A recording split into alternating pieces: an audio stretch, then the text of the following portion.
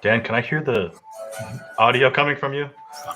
Sorry. Anyways, welcome to the Montyverse. I'm Zach. I'm here with Dan, and today we're going to be doing a full spoiler review for Spider-Man: No Way Home. No Dan, how holds you doing? barred. No Yeah, no holds holds barred. barred. So yeah, we're going to be helping out Pat today. He's unavailable, so we're doing the review. It's our show now. Look, we're not going to waste any time. Let's get right into it. Let's start with like a little plot synopsis. Dan, why don't you go ahead? Yeah, so we pretty much dive right into the end, what we get at the end of Far From Home. J. Jonah Jameson reveals the doctored video that Mysterio put out, revealing that Spider-Man is in fact Peter Parker, and that starts this whole crazy furor over Spider-Man. He gets MJ from this crowd that's harassing her, makes it to his Aunt May's, and then media just starts swarming him. He's quoted himself as being the most famous person in the world, charged with murdering Mysterio. We hit all these little scenes of him dealing with the backlash from that, and we get Matt Murdock, the character we've seen in the Daredevil series on Netflix, showing up briefly, telling him that the charges are dropped, but little teaser there. Zach, just briefly, any thoughts on? We're gonna get deeper into our thoughts here, but any thoughts? I know you had some thoughts on him showing up. Yeah, I mean, it was just like, when the photo of Matt Murdock leaked, the scene in the kitchen or dining room a long time ago. I'd seen it and I was curious. I was like, that's interesting. We already know there's so many characters in this. I wonder what they're going to have him do. And I mean, the answer turns out is absolutely nothing. He's just going to be there for the sake of being there, so that we know he's there. He's still there. He's there. Yeah, so now we know. As Kevin Feige had confirmed, any future Daredevil is going to be the same one that we saw from the Netflix series. Post that, we see the fallout of Peter having to go through school, applying for schools, getting rejected from schools, the big one being MIT, where he was hoping that MJ and Ned would also be going, but because of their connection to him and the controversy surrounding him, none of them were allowed in. So then Peter has this idea to go and, first he goes to Doctor Strange to see if he can help remedy this through magic. And despite the failings there, which you will hopefully you will see more clearly in the film, the spell that Doctor Strange puts together does not work thanks to Peter Parker and his meddling. So he has to contain this chaotic spell. And then it's revealed that Peter never actually reached out to MIT to ask if they'd reconsider.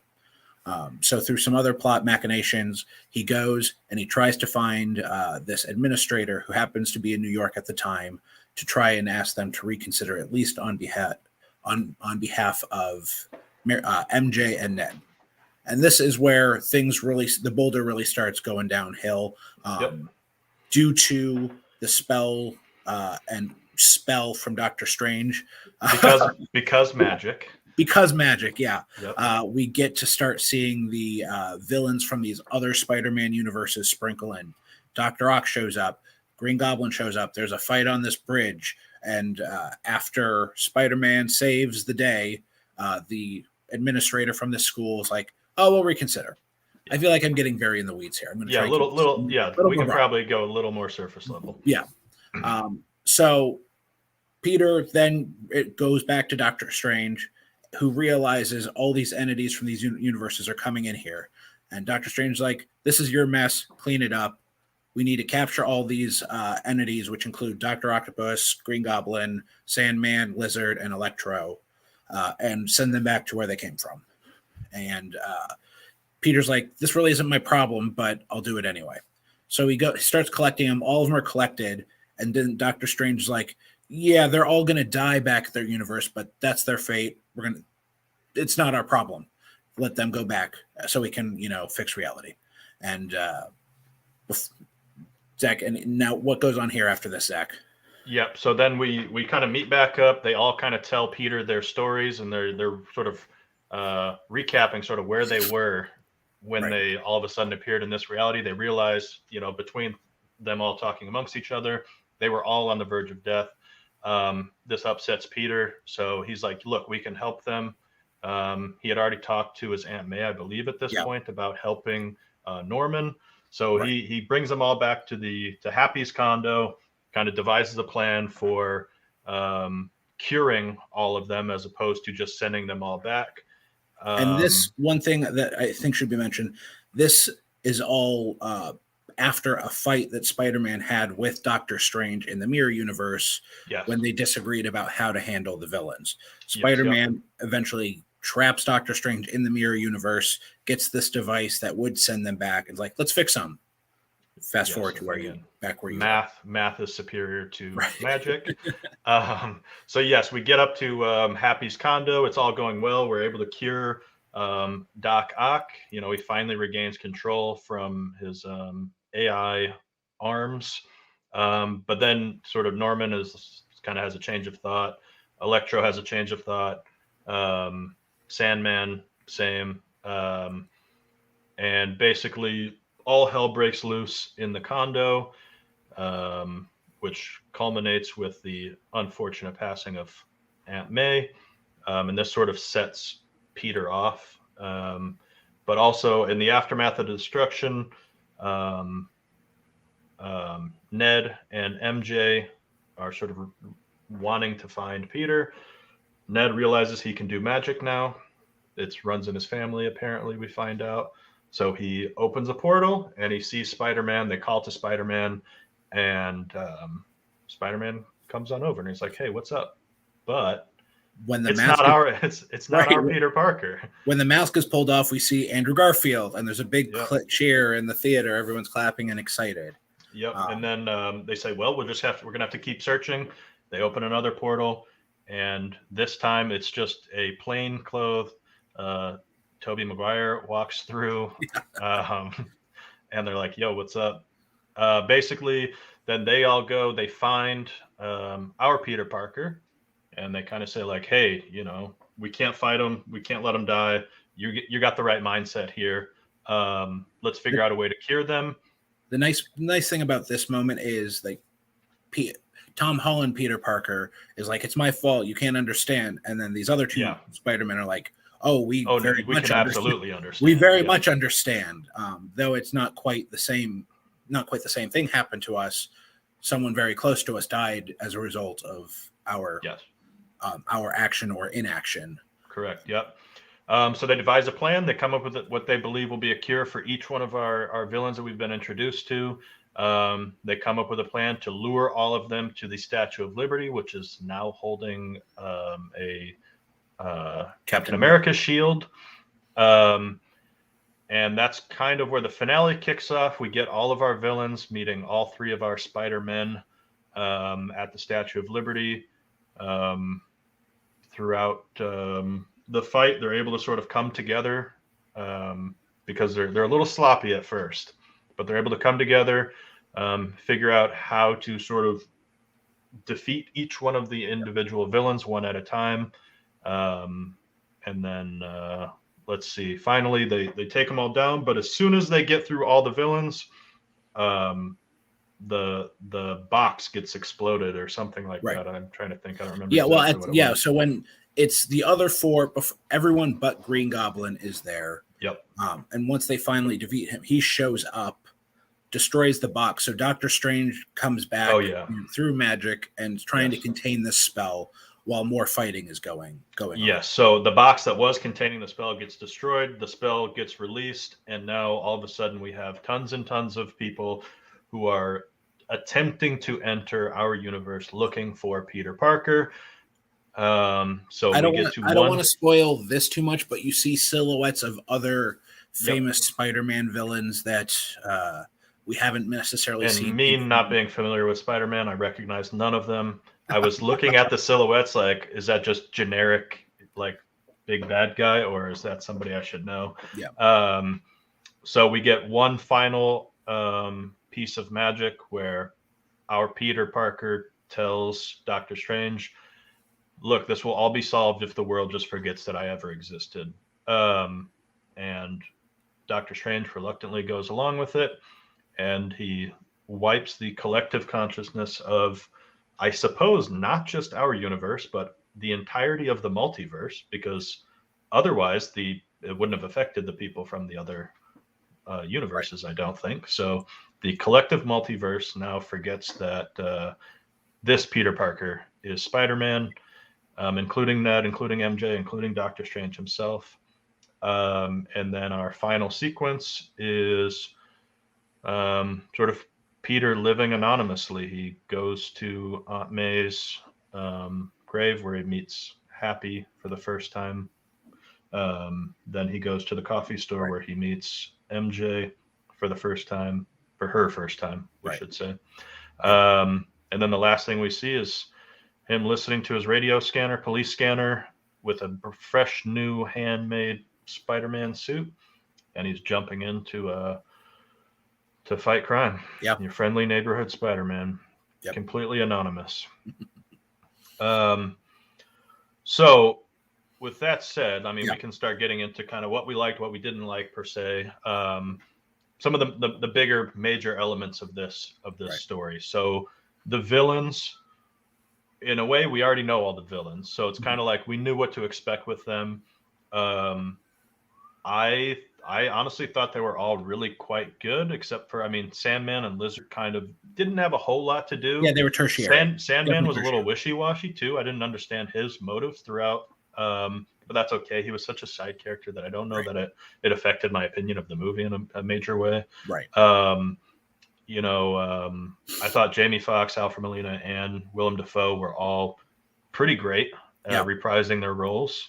And I mean, again, speaking of Jamie Foxx, it was great that he could kind of have a redemptive turn as this character, because it was pretty bad in Amazing Spider-Man 2. So for him to be able to come out, do his Jamie Foxx thing with this character was definitely a breath of fresh air compared to what we had initially gotten from him in Amazing Spider-Man 2.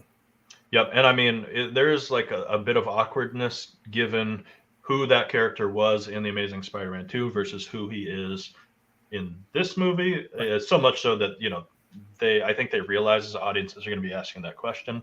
So they make a point of having one of the characters say, like, what happened to you? Do you get a makeover? Are you like cool in this universe? Because you were kind of a dweeb in the other one. You had crooked teeth and big glasses and whatever else. So they did take some pretty large liberties with how they sort of reinvented a lot of these characters. But that's okay. I mean, I liked what he did. So pretty happy with him. Our 3 Spider-Men. Yeah.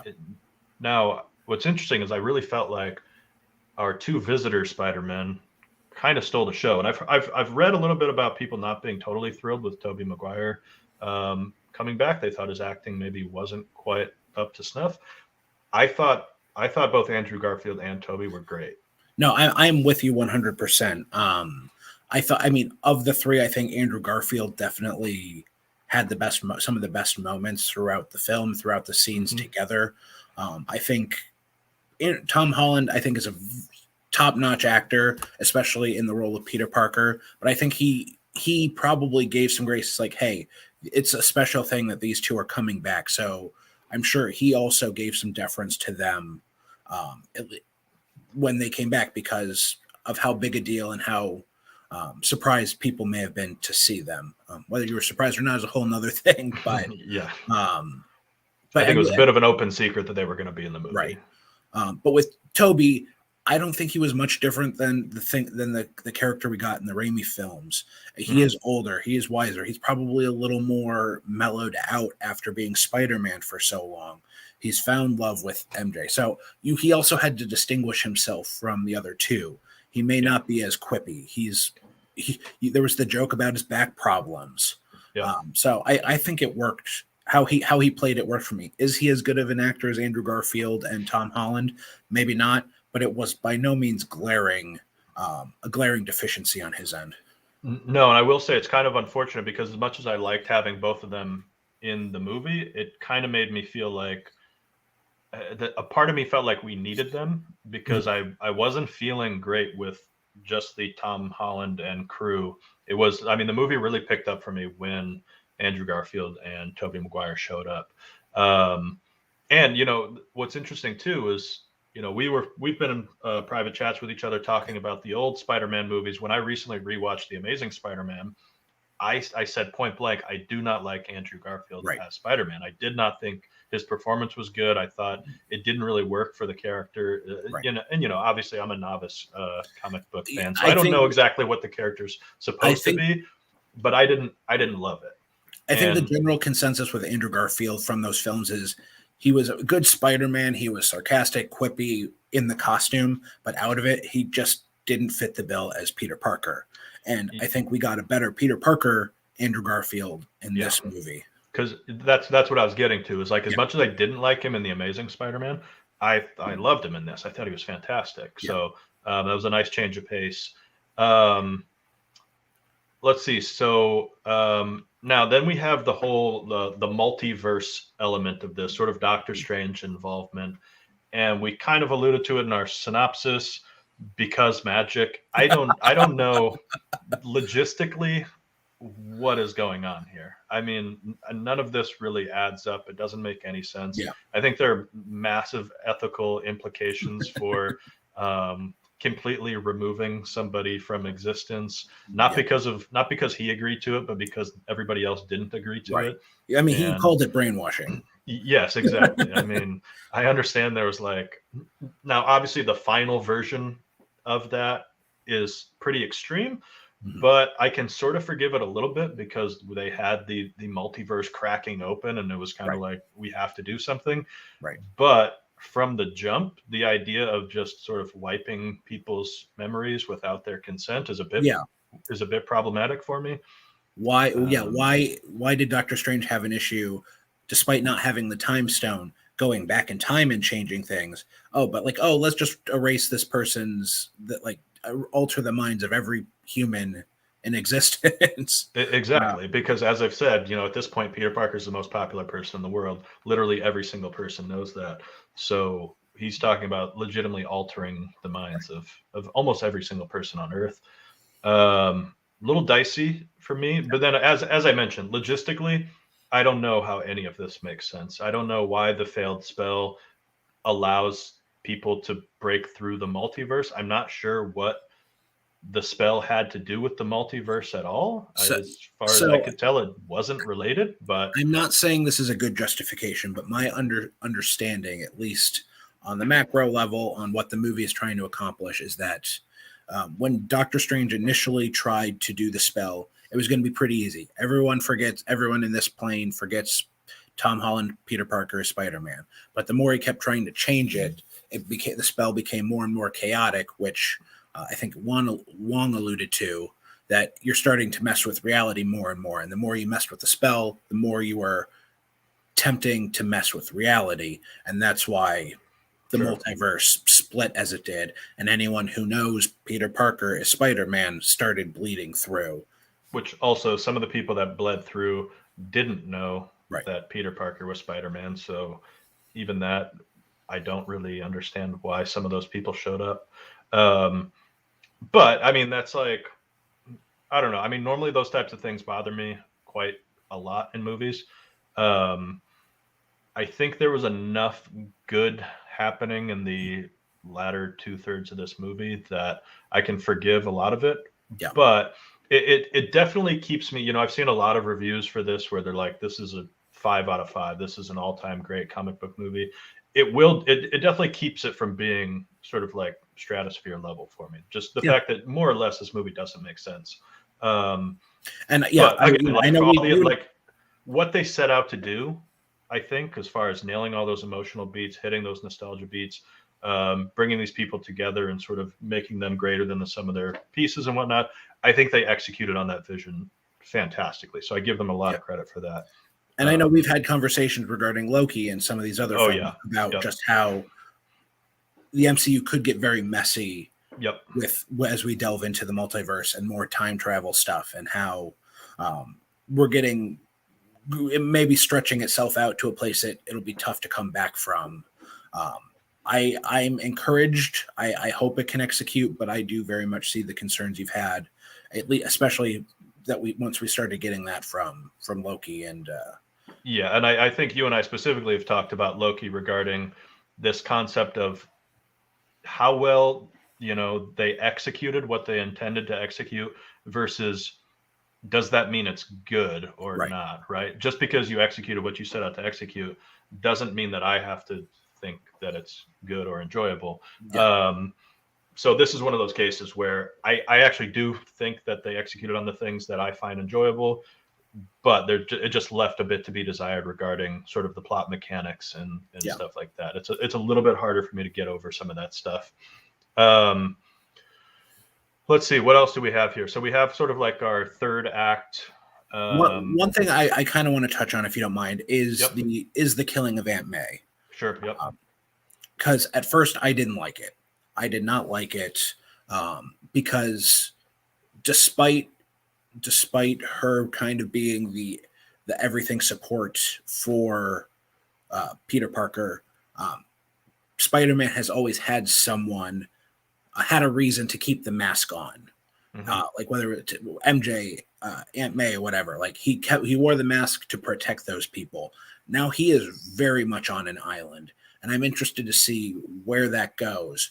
But I came around on it once people did, or everyone else forgot who Peter Parker was. That decision made a little more sense to kill her off, and I thought this was Marissa Tomei's best performance among the films as well. I thought she did a very good job. And wasn't just relegated to the Aunt May kind of just, I'm his family. She had a little more meat to chew on.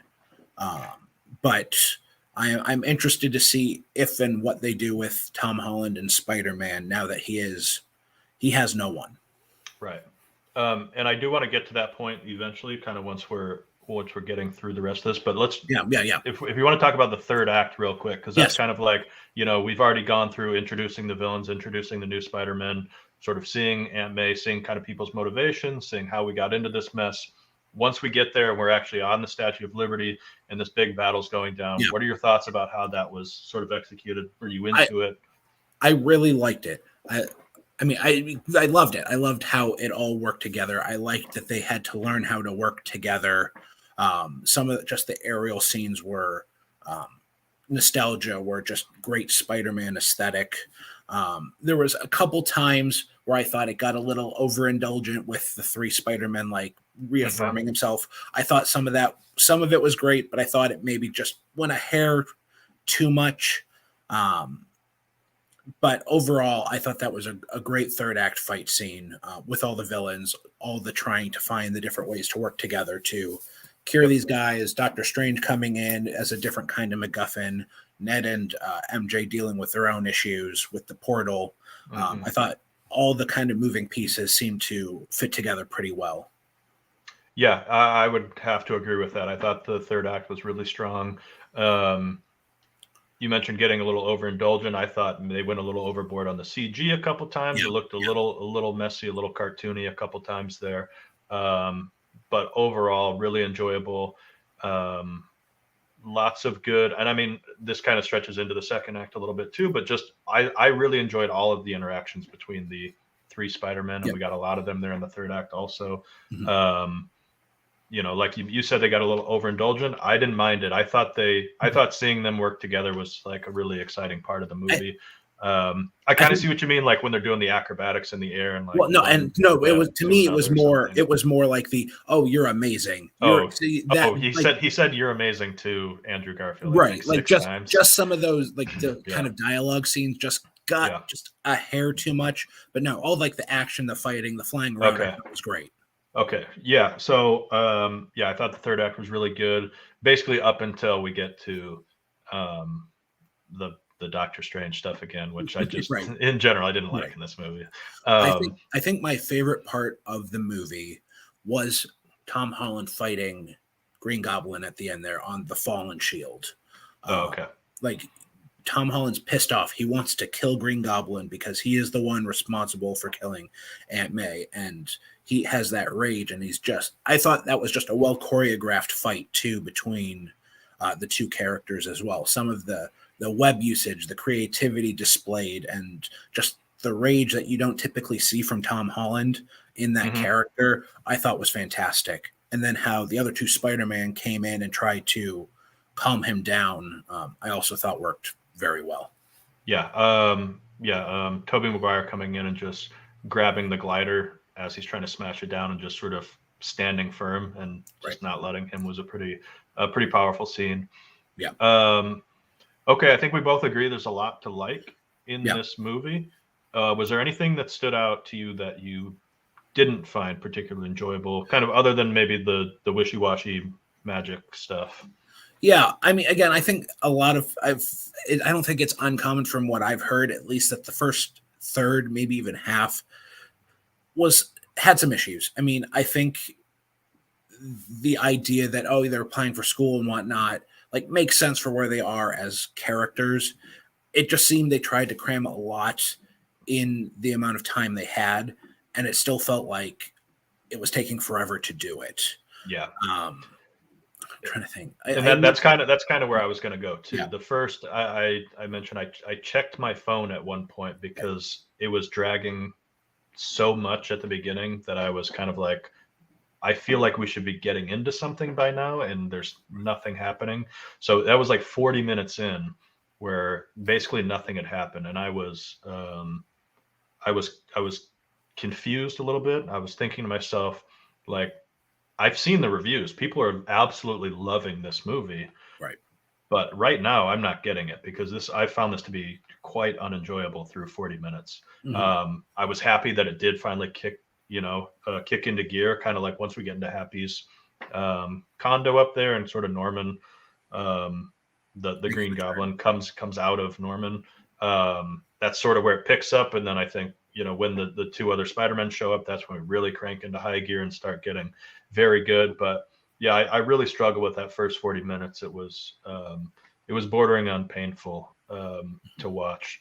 But, I suppose for future times when I watch this, it probably won't be until it comes out on home video. So I'll probably just skip those 40 minutes and be happy with the result. So no, totally. Is there anything else you didn't love? I sprinkled in some of the stuff I didn't like. I thought, as much as I loved the other two Spider-Men coming back, there were bits and pieces here where it's like, okay, maybe cut it back, I think would have been a little more effective. Again, the Aunt May dying made the turn once Spider-Man essentially sacrificed himself for the greater good, but was not loving that when it happened. And I think the kind of nitpicky here, one thing I liked I didn't like because it didn't happen was we had 5 villains when historically, if the Spider-Man villains group together, it's the Sinister Six. Would have been nice just thematically and from like Spider-Man tropes to have another villain show up, whether it was Vulture, whether it was Paul Giamatti's Rhino, someone show up to fill out that Spider-Man trope. But again, I'm nitpicking a little bit there because I also didn't want more screen time taken away from Willem Dafoe and Alfred Molina. Yep.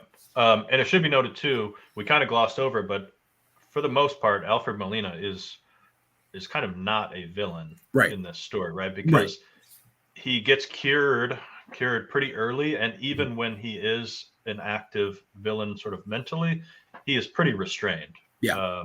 Peter is able to take control of his arms in their very first battle pretty quickly. So he's basically not really a threat at all throughout the movie. And then in the end, he actually kind of saves the day a little bit. He's the one that rips out the arc reactor from Electro's vest thing that he was wearing. But yes, absolutely. I mean, from a thematic standpoint, getting the 6 in there, I know a lot of Spider-Man people would have enjoyed that.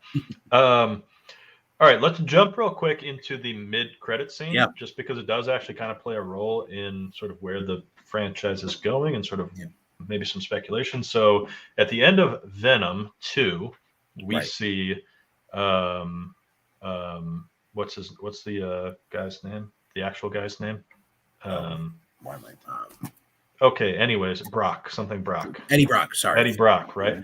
Eddie Brock gets transferred into the MCU version of the Spider-Man universe. He sees the J. Jonah Jameson on TV, and they're like, "Hey, that's Spider-Man. We got to get to him." So the mid-credit scene in this movie is kind of a follow-up to that, where we see Eddie Brock at a tiki bar or something like that, and he's just sort of reviewing with the bartender. Okay, so you're telling me there's a whole bunch of superheroes in this universe. There's the Tin Man, there's a giant Green Man, the Hulk, and it kind of seems like we're setting up something where now he's going to be interacting with them, and then he disappears just like all the other villains did. Right. Now the real reveal is that we have the little bit of the symbiote that remains behind. I'm not sure why the magic didn't capture that little symbiote segment, but it didn't. It missed it. So it seems like that's kind of what they're setting up, but it's kind of a hilarious thing to have happen, where it's like, I don't know what the agreement between Sony and Disney was regarding it seemed very fluid. Eddie Brock's involvement, but it seemed like it to me, it almost reads like Sony just tried to force Venom into the MCU, and the MCU just said, actually, nope, and we want Venom, just not that Venom. Yeah, right. We don't want your Venom. We'll get our own Venom.